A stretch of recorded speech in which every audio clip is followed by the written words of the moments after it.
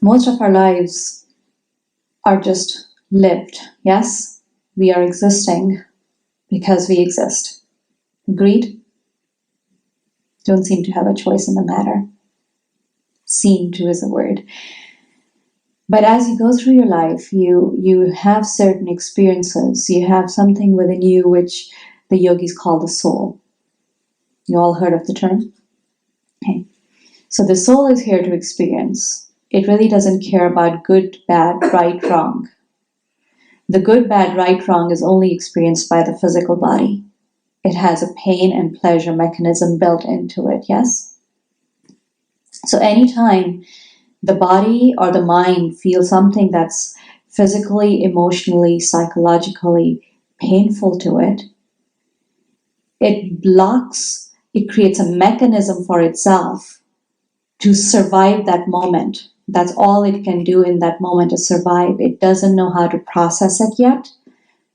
It doesn't know what to do with it yet. So your body and your mind create a mechanism to just survive. And it puts on hold that part of, if you want to call it trauma, let's use that word for that. It takes that trauma and it holds it as a pocket of energy bubble within your physical and mental neuro mesh. Does that make sense? And over time, as you move through your life, you don't even know how many of those energy pockets you've accumulated throughout your neural network.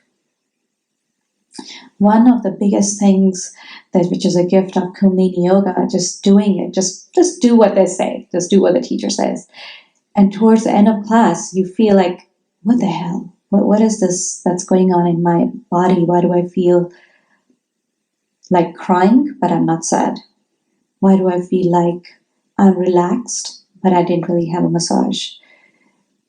Just by doing the kriyas, just by doing the breathing, just by doing the meditation, or just chanting words that you don't even understand, you are starting to let go of that neurochemistry that's holding it all together in the pocket. It starts to loosen and lets that bubble of energy get released into your system.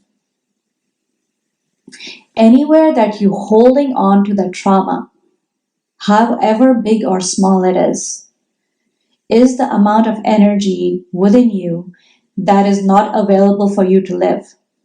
Does that make sense? If you have a limited capacity of energy within your body and your mind, anywhere that you're using that pocket of energy and you're holding it in that bubble, that pocket of energy is not available to you to live. Which means, to some extent, to that part, to that much extent, you're actually dead. And if this continues over time, over a long period of time, and you keep holding this within you, your life starts to feel numb. Have anybody experienced that? That numbness is because so much of your energy is now pocketed in that state of, I can't deal with this, and you have to create a survival mechanism. That amount of energy is not available to you to live, to experience, to be. And that trauma then adds trauma upon itself.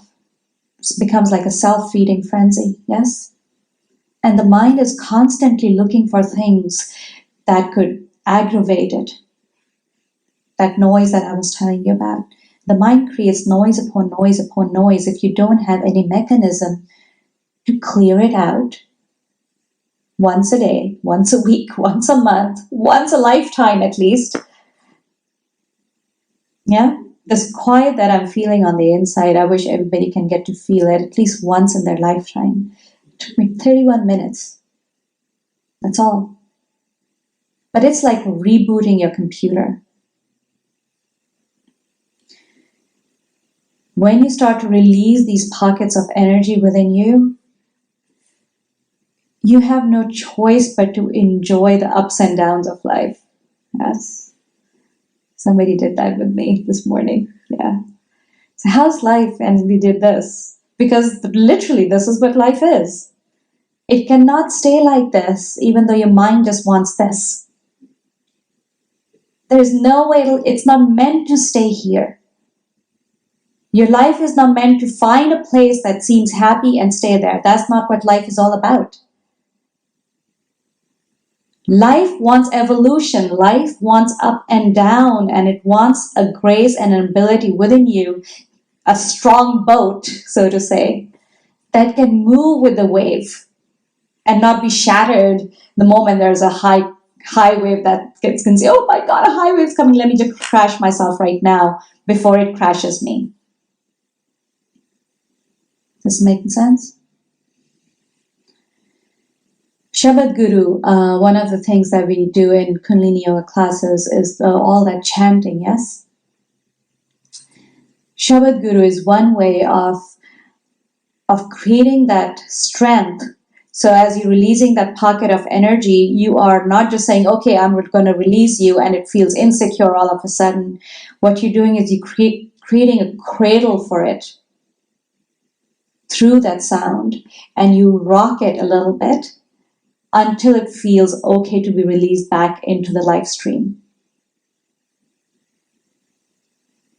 So any trauma, any pocket of energy trauma, whether you're consciously aware of it or not, as it's starting to get released back into your being, whether through talk therapy or through something like this, it needs some kind of holding for a while. It's almost like a little baby. It doesn't know how to stand on its feet yet, and you have to cradle it for a while.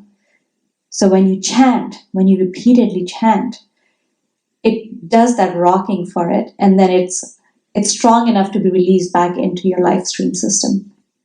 For more inspirational offerings, visit us at sevenchakrayoga.com.